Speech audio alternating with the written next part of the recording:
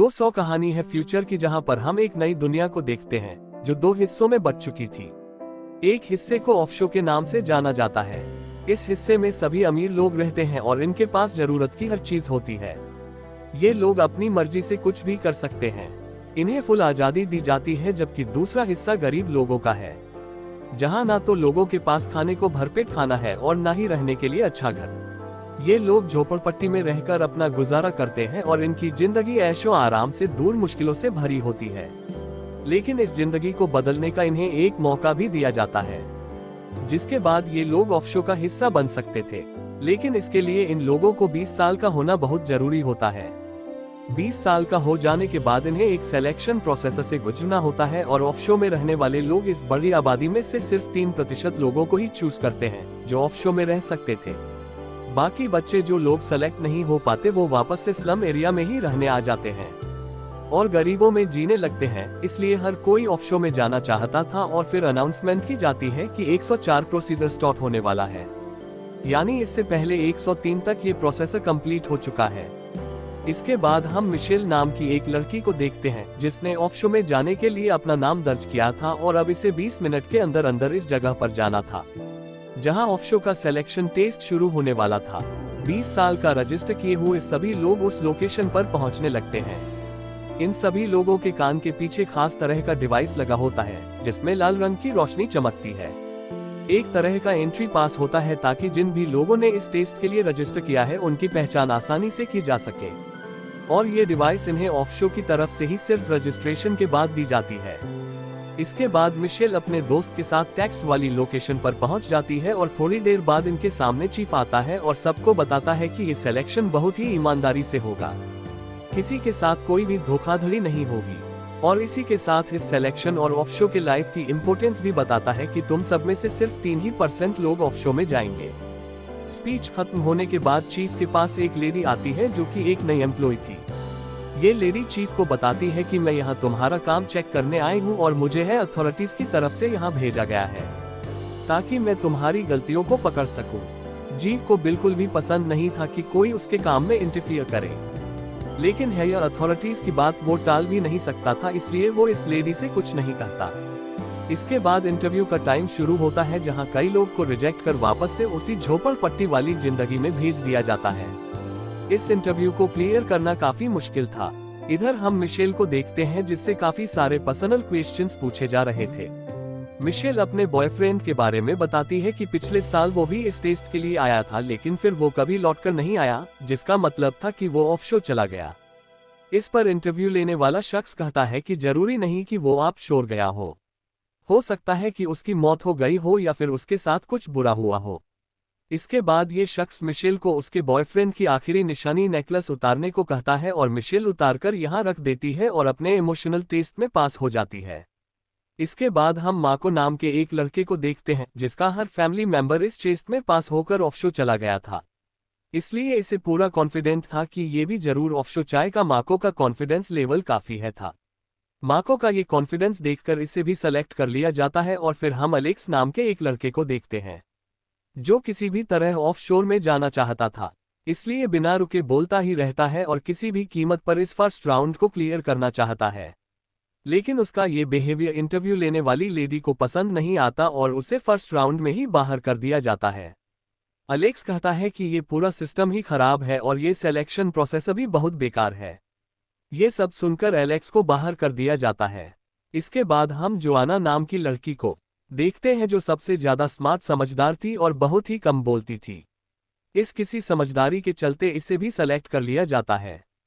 सभी लोग फिजिकली और मेंटली हेल्थी थे, शिवाय फर्नांडो के ये पैरों से चल नहीं सकता था, लेकिन इसकी बहादुरी हिम्मत की वजह से ये भी फर्स्ट राउंड क्लियर कर लेता है। इसी बीच ऑफशो के लोगों को खबर मिलती है कि इनके दुश्मन रिबेलियस ग्रुप ने अपने एक आदमी को सीक्रेटली इस सिलेक्शन टेस्ट में भेजा है। ऑफशो के लोग जल्दी से इस जासूस का पता लगा लेते हैं और इसके साथ काफी बुरा बिहेव करते हैं। उसे इतना ज्यादा टॉर्चर करते हैं कि वो सारी सच्चाई उगल देता है और बताता है कि इसके अलावा भी यहाँ एक और जासूस है जो कि रिबेलियस ग्रुप को पल पल की खबर दे रहा है। इसके बाद हम रिबेलियस ग्रुप को देखते हैं जो कि ऑफशो का सबसे बड़ा दुश्मन था। ये ग्रुप अमीरी और गरीबी के बीच खड़ी दीवार को गिराना चाहता था। इस ग्रुप का मानना था कि जब सब लोग समान हैं तो फिर गरीब लोगों को इतनी मुश्किलें क्यों। इसके बाद जो लोग सेलेक्ट किए गए थे उन्हें दूसरे राउंड के लिए एक दूसरे रूम में ले जाया जाता है और नंबर से इन्हें एक लाइन में खड़ा कर दिया जाता है और फिर एक एक करके इनके कान के पीछे लगी डिवाइस को अच्छे से चेक किया जाता है कि कहीं कोई नकली डिवाइस लगाकर तो यहाँ पे नहीं आया है, इसलिए डिवाइस की चेकिंग की जाती है। लेकिन तभी जुआना की नज़र अपने आगे खड़े लड़के के कान पर पड़ती है। इस लड़के का नाम था राफेल। जुआना देखती है कि इसके कान में कोई डिवाइस नहीं है बल्कि कुछ अलग तरह के स्ट्रेचेस लगे हुए हैं, यानी राफेल नाम का ये लड़का धोखे से यहाँ पे आया था। जुआना इस लड़के के बारे में अभी किसी को कुछ भी नहीं बताती और जब राफेल की स्कैनिंग की बारी आती है तो ये स्कैनिंग टेस्ट में पास हो जाता है, यानी इसके कान में डिवाइस थी। ये सब देखकर जुआना का शक और ज्यादा बढ़ जाता है। इसके बाद इन सभी सेलेक्ट हुए लोगों को एक दूसरे कमरे में भेजा जाता है जहां टेबल पर बहुत सारे ब्लॉक्स रखे हुए थे। इन ब्लॉक्स की मदद से इन लोगों को 9 क्यूब्स बनाने थे और इसके लिए टाइम दिया जाता है। सिर्फ 10 मिनट टाइम शुरू हो जाता है और सब लोग जल्दी जल्दी क्यूब्स बनाने लग जाते हैं, लेकिन फर्नांडो फिजिकली अनस्टेबल होने की वजह से ब्लॉक्स तक नहीं पहुंच पा रहा था। ये देखकर मिशेल इसकी मदद करती है, उसे कई ब्लॉक्स दे देती है जिससे फर्नांडो भी क्यूब्स बनाने लग जाता है। टाइम खत्म होने वाला होता है लेकिन अभी तक मिशेल ने सिर्फ 8 क्यूब्स ही बनाए होते हैं कि फर्नांडो मिशेल के लिए क्यूब बना देता है और उसके 9 कंप्लीट हो जाते हैं। राफेल का भी एक क्यूब कम था, इसलिए ये न पूरा करने की एक क्यूब अपने पार्टिसिपेट का चुरा लेता और सेकंड राउंड में भी राफेल पास हो जाता है। हालांकि राउंड उसने चीटिंग से जीता था, लेकिन फिर भी इसे पास कर दिया जाता है। लेकिन बाकी के लोग राफेल को बहुत क्रिटिसाइज करते हैं और इसे बुरी तरह से मारते भी हैं, जिससे राफेल को काफी चोट आती है। ये देखकर सबको अपनी गलती का एहसास भी हो जाता है, लेकिन जुआना उसे सिंपैथी नहीं जताती बल्कि राफेल के पास आकर कहती है कि तुम्हें मेरी मदद करनी वरना मैं अथॉरिटी को तुम्हारा सच बता दूंगी कि तुम यहाँ धोखे से आए हो। इधर हम नए एम्प्लॉय को देखते हैं जो कि चीफ के काम को चेक करने आती है। ये किसी भी तरह से चीफ के काम में कमी निकालकर उसे इस पोस्ट से निकालना चाहती थी ताकि वो इस पोस्ट को हासिल कर सके।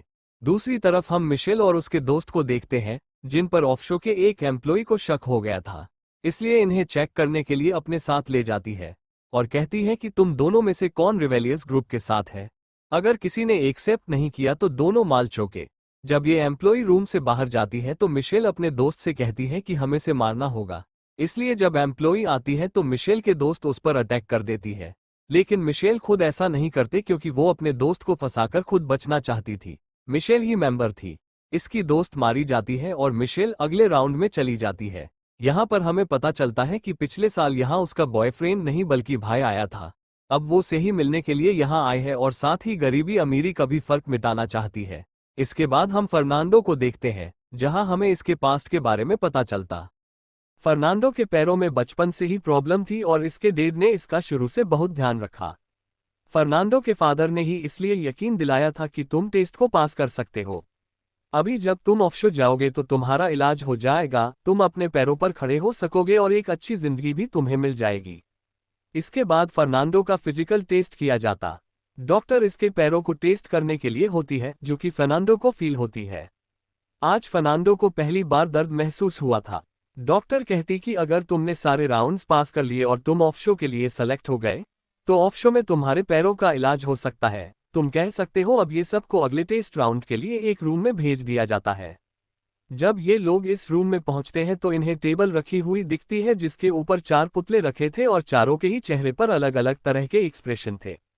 हर किसी ने अपनी कंडीशन के अकॉर्डिंग अलग अलग एक्सप्रेशन के साथ चेहरा बनाया हुआ था। इन सभी लोगों को ये टास्क लिया जाता है कि ये इन चारों पुतलों के एक्सप्रेशन को देखकर उनकी कंडीशन के बारे में बता। इन्होंने किस लिए ऐसे चेहरे बनाए हुए हैं, पास में इनके साथ क्या हुआ। अक्सर लोग एक्सप्रेशंस की मदद से अपने अपने तरीके से कहानी बनाने लगते हैं, अपने अपने अभ्यास देते हैं। फर्नांडो पहले अच्छे से एक लड़की के पुतले को देखता है और फिर बताता है कि इस लड़की को जहर दिया गया क्योंकि ये अपने हस्बैंड के साथ इस घर में मेहमान थी। 10 साल इस औरत का रिलेशन इसके पास रखे आदमी के साथ था जिसके घर में ये मेहमान बनकर आ रखे।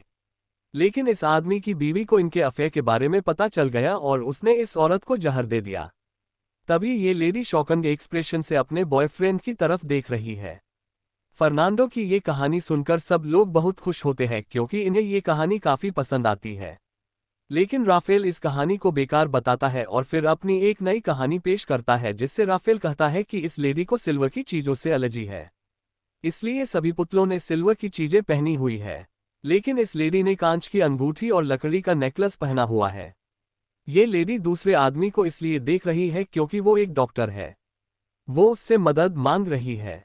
ड्रॉ में जब ये लोग चेक करते हैं तो वहां ह्यूमन बॉडी के डायग्राम होते हैं, यानी ये आदमी सच में डॉक्टर था, लेकिन राफेल ने जो कहानी बताई थी वो लेडी के एक स्पेशल से मैच नहीं हो रहे थे। ये साइंस दिए जाते हैं जब ये लोग साफ होते हैं। इसका मतलब था कि इन लोगों को एक को एलिमिनेट करना था, लेकिन ये किसको करेंगे इन्हें समझ नहीं आता। राफेल कहता है कि मेरे पास एक कॉइन है, मैं बाहर जा सकता हूं, लेकिन जिसके पास कॉइन नहीं है वो राफेल पर अटैक कर देता है और दोनों में लड़ाई होने लगती है। लेकिन कभी ये लड़का वोट करने को कहता है। सभी लोग राफेल के खिलाफ वोट करते हैं, लेकिन मिशेल कहती है कि जोआना को बाहर निकाल दो क्योंकि वो समझदार थी और मिशेल के प्लान को नाकामयाब कर सकती थी। ये सिर्फ जोआना राफेल की तरफ देखती है। जोआना को राफेल से सच्चाई बताती है, इसलिए राफेल जोआना को साइड लेता है और फर्नांडो को बाहर निकालने को कहता है, क्योंकि ये फिजिकली ठीक नहीं था। लेकिन फर्नांडो कहता है कि मैं ऑफ शो में ठीक हो सकता हूं। इसके बाद ये लोग रिबन से एक शख्स को एलिमिनेट करने का डिसाइड करते हैं और कहते हैं कि जिसके पास सबसे छोटा रिबन आएगा वो बाहर जाता, और सबसे छोटा रिबन जोआना के पास आता है। लेकिन रूम सजाते वक्त जोआना एक शख्स का पॉइंट चुरा लेती है और जीत जाती है।